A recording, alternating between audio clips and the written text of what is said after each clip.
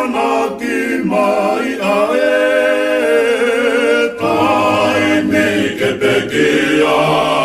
asi supea na ane ola tuleva kia kawakonga kawako te wae ai pasova pe ane toki folofola tu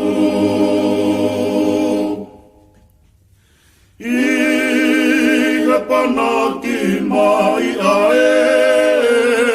tai mike pekia asi supea na ane ola tuleva kia kawakonga kawako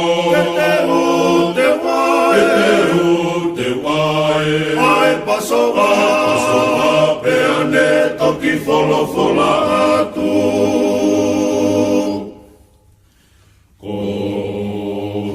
tene lau ai o whai ai o tuaku o whai ne foa ke a ono alo o ke nehi fo ki mamani ke le hau o pekia ne tala e ai se ahena ane ki te ki ai tene hoko koe tangata oe ngahi mamahi pea e motuhi me i he rangi ko hai tene lau ai o whai ai o tuaku o whai ne foa ki a hono alo ke nehi fo ki mamani ke lea u o pekia ne tala e ai se ahena ane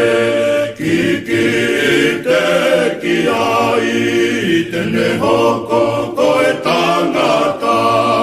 oe ngahi mamahi pea e motuhi me i he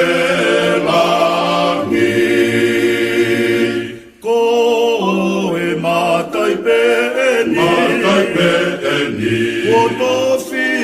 tofi o tu whaki